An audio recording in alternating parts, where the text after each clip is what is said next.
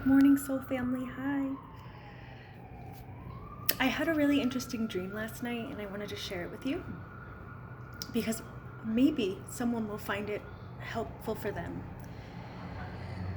So it's really interesting. I fell asleep smelling something really good cooking. So I have a big window and I live next to a Mexican restaurant.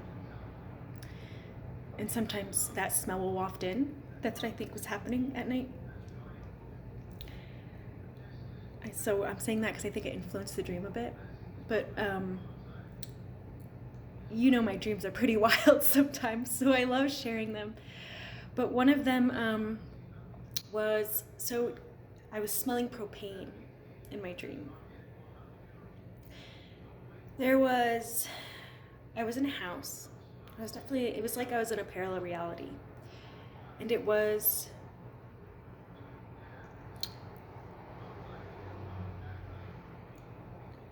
really interesting. There was a gentleman there that was like my husband, or my boyfriend. Seemed like husband though. And you could tell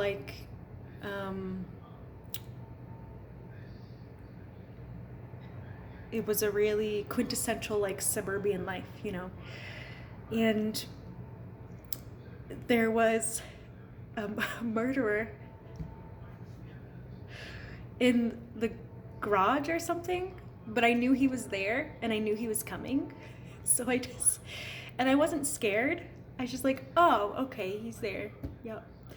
I decided to lay on the bed and I just fell asleep. I don't know if I was pretending to be dead or if I fell asleep. And then when he came in, he kept poking me with a knife. And I woke up and I took the knife from him and he's like, hey, that's mine, give it back. And I was like, oh, you're right, it is, sorry. And then my husband gave me a gun, but it was like a fake gun. It was a blue gun. It's really interesting. And I was like, oh, interesting. Again, there were no feelings involved at all. It was just like watching this very strange circus unfolding. And then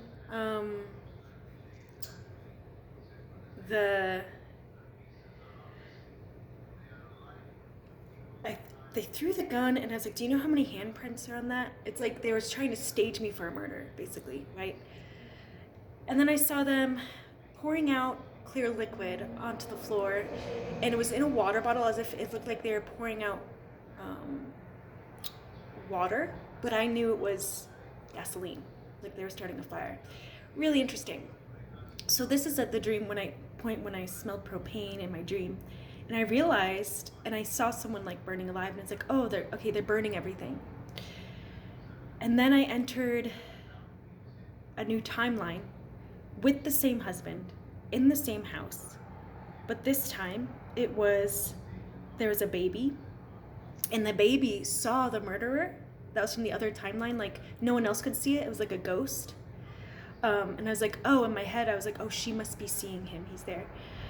And I picked up the baby and I was comforting her, and at this time the whole scenery changed. It was the same house, but everything was happy, right? And it was like nothing bad happened.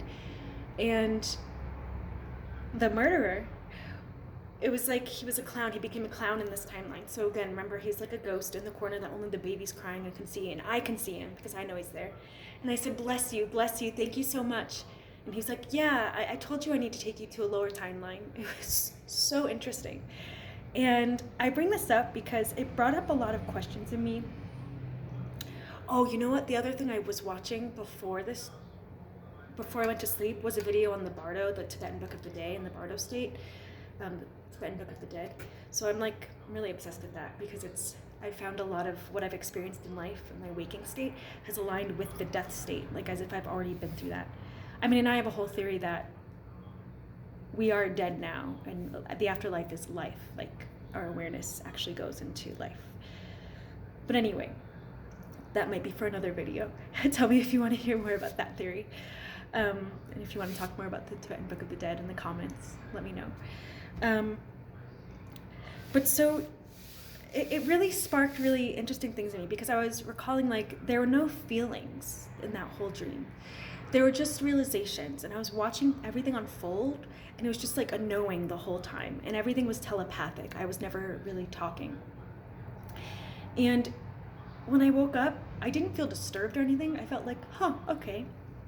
I just kept thinking though about those words that the person said, that the quote unquote murderer, which was actually seemed to be like some kind of spirit guide, said. And he said, I told you need to go in a lower timeline. But what kept coming to mind was that it made me think about how a lot of times in this world, when we see people on the top of the world, right, in the physical realm, with all the riches, with all the appearance of support and family, and if you're on my channel, you might have come here because I was posting a lot of videos on family earlier, because I've had my struggles, right? I used to totally identify as the black sheep of the family, and I had all these victim scenarios and identification narratives where I rejected my family. I realize now because I rejected myself, right? And remember, everything is us, everything is me, everything is you. And so I just want to encourage you, I guess, remember that if you ever look around and you're like, why couldn't I have been born into this, in something better, right? Better, quote unquote, better.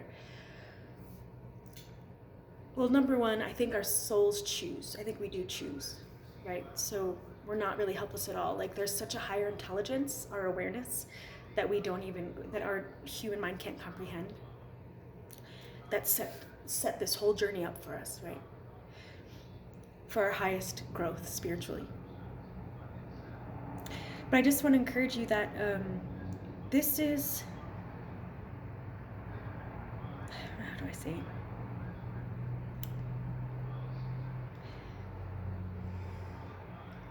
Really steep into the upside downness of everything.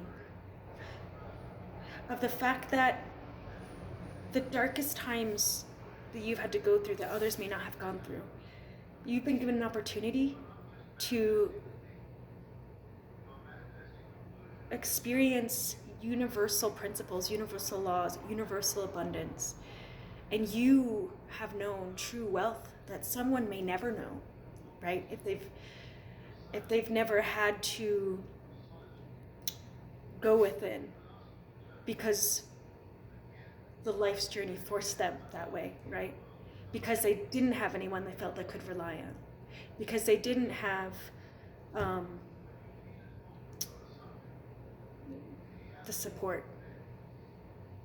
So I just want to encourage you, if you've had a perception that my life has not been easy, it's been a struggle, I've had so much loss, there comes a point where we have to let go of these stories in order to change the future, because everything's interconnected. And so I just want to invite you to let go of their narratives that appear as one way in the physical realm, but spiritually there might be a deeper truth where you are more connected to divinity, you are more connected to love, you are more connected to wealth, true wealth, unending wealth, wealth that never ends. In my Father's house there's many mansions. If it were not so, I wouldn't tell you, right? We have access to infinite wealth. And so I've been waking up to, like, just so much deep joy, deep gratitude, like tears. So I've just been waking up a couple times this week crying, because I'm like, wow, I am all there is. Like, that's so beautiful. And we really feel that when we let that drop from our head to our hearts. It's like, it's so freeing, because that's why all this stuff works. That's why law of assumption works. That's why yoga, being one with everything, and allowing our consciousness to be our true state, and trusting that our inner vision and our inner dialogue does create the physical reality. That's why it works, because we are everything. If you just sit with that, it's like, holy crap. So I just wanted to encourage you, like, remember your power, remember your depth, your infinite, your infinity. And, you know, put on your spirit eyes, as I call them, for things you might have had a hard time perceiving in a different way. If you need help with this, by the way, check out my Buy Me a Coffee link. If you feel like those rates are hard for you, email me. I'll put my email in the description of this video too. But I would just really love to help you, because that's something I've been gifted with. Is the gift of having a spiritual perspective, you know, and I'm grateful for all the dreams I've had. And I don't know your journey, but if I can help, I would absolutely love to. So thank you for being here. Thanks for listening. I'll see you next time.